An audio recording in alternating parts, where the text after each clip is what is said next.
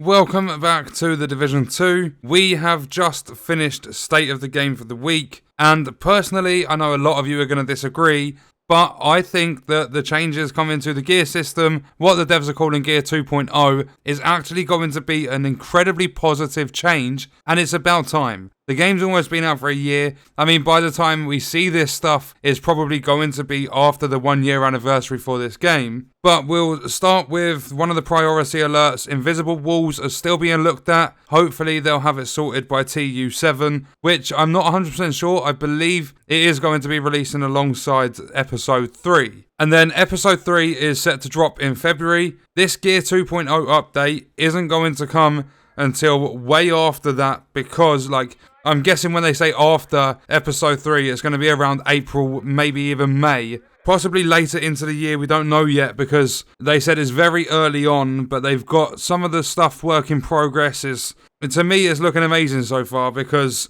it's about time they simplified this system. Some of the stuff is so complicated. So it's not set to happen until at some point after Episode 3 is released in February. It's going to be all the gear looked at. There's going to be new items. They're going to make sure they don't release it until there are new items. There's new things to play. There's going to be a gear score increase. So I believe it's probably going to go up to 550 if it follows the previous fashion of going up 50 with every increase they've put into the game. And they've done that so that there is a reason to go out and get yourself new gear. Because you could have a really good build sitting at 500, and then if they don't increase the gear score, what's the point of you going out to get gear? So if they do increase it to 550, or whatever they do increase it to, they're increasing it because they want to give you an incentive to go out and actually grind for gear again. But do not worry, your old builds are not going to be completely trashed. They're going to convert everything over to the new system. So this new system,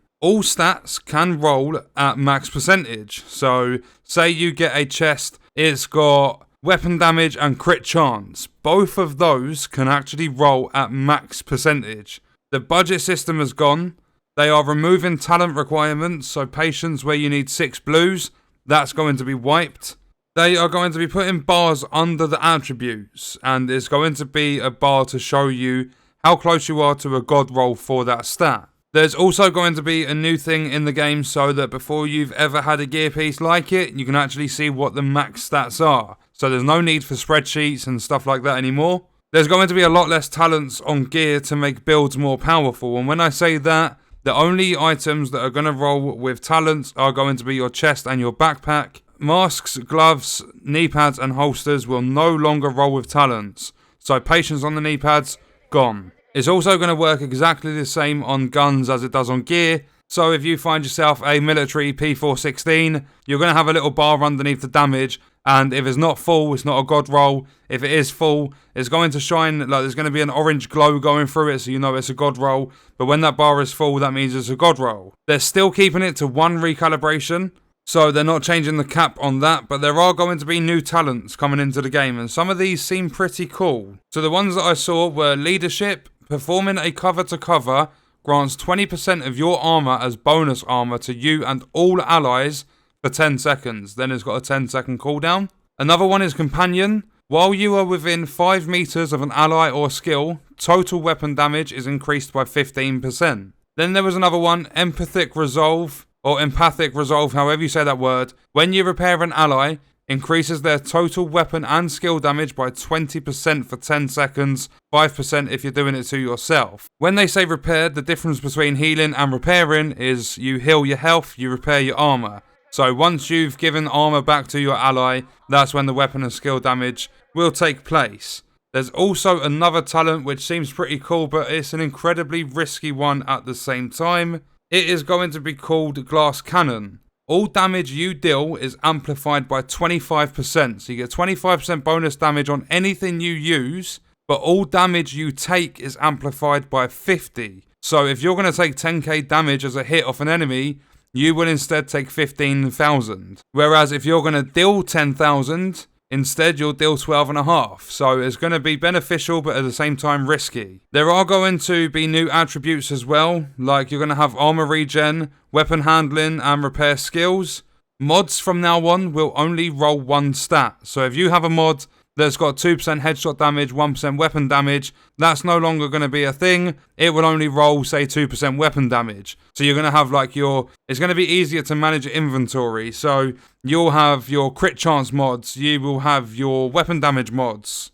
It's all going to be working like that. And as I said, the talents are only going to drop on backpack and chest from now on, with the god rolls lighting up orange across the bars. Named items, they might drop with stats that are actually higher than god rolls, if I heard that correctly. So for an example, if your chest, the god roll percentage is 15% for weapon damage, if you get a named chest, it could possibly go up to 17.5. Something like that. That's what I think I heard anyway, not 100% sure. All exotics as well, and gear sets and everything in the gear loot system has been revamped. Gear sets have been made more fun and more powerful, and so that you're not running so many hybrid builds, you're focusing on like one thing at a time.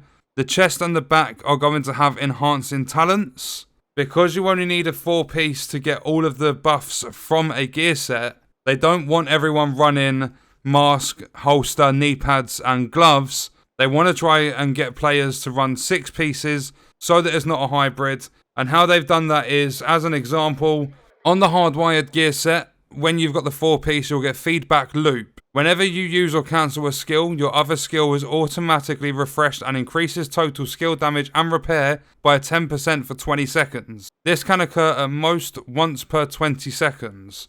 Then, because they've got a talent on the gear set still, instead of people running a high-end piece with the talents on the chest and the backpack, if you get a chest or a backpack as part of that gear set, it might have a talent like Feedback Loop Circuit, which is going to increase the skill bonus of the feedback loop talent from plus 10% to plus 50. So it's going to be way more beneficial running a 6-piece than it would a 4. Or I don't know if it'll be more beneficial running a 5 than it would a 6. That's something we're going to have to wait and see. As I said earlier on, they won't release this stuff without new things to do. So it's going to come after episode 3. It's literally only a third of what's to come. They're going to be talking more about it in the coming weeks, regarding builds, gear and how the whole mechanic / system works. They have looked into it and they said that, like, the dev actually said this, they know the loot in the game currently is trash. Like, most of it is complete trash. So they want to make it so that when loot drops, it's going to be a lot less often. It's going to be more exciting because it's going to have much better rolls. So, as I've explained to Con, Average and everyone in the party, I was talking to them about some of the changes before I recorded this.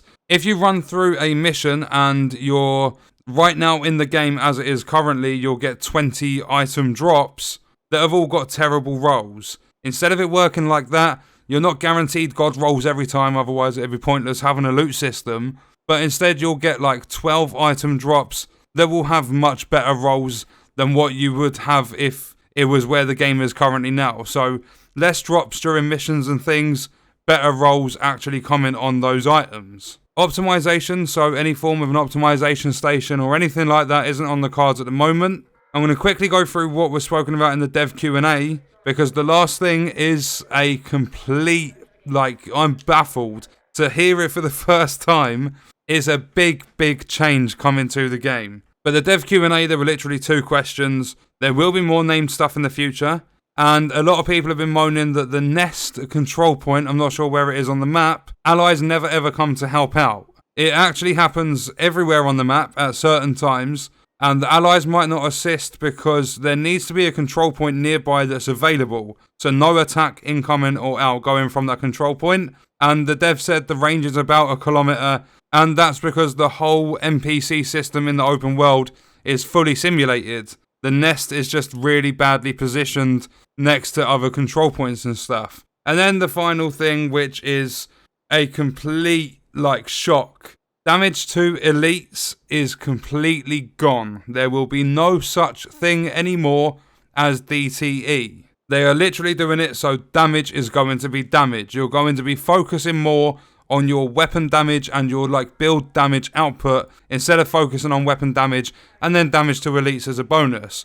Because they want you, instead of dealing 50,000 per shot to an elite and only 30,000 to a purple or a red bar, they want you to be able to do 50,000 to any form of enemy. A lot of people are obviously going to be annoyed. Oh, my DCE's gone. What's going to replace it? I'm not going to be that strong. if for example you have a mask and it's got 50% DTE, if they're going to convert that over to, if they're going to put weapon damage on your mask instead, because of all the old gear being converted, your DTE will turn into weapon damage. So your 50% DTE might turn into 10% weapon damage, or something like that. And then the rest of it on your build will be converted to attributes and stuff that are actually relevant on the game when this stuff drops. So if you've got 150% DTE on your build, then it's going to convert into loads of different weapon damage, crit chance, crit damage, things like that that will actually help your build. But that's pretty much all they spoke about this week on State of the Game. To me, my first State of the Game back on Division 2, and it was definitely an eventful one. I'm really looking forward to this gear stuff when it comes out. And as I said, next week and the week after, they should be covering other things that are going to basically roll into the whole gear change as well. But let me know your thoughts and stuff in the comments. That's going to do it for the video. I hope you guys enjoyed it. Thank you for watching.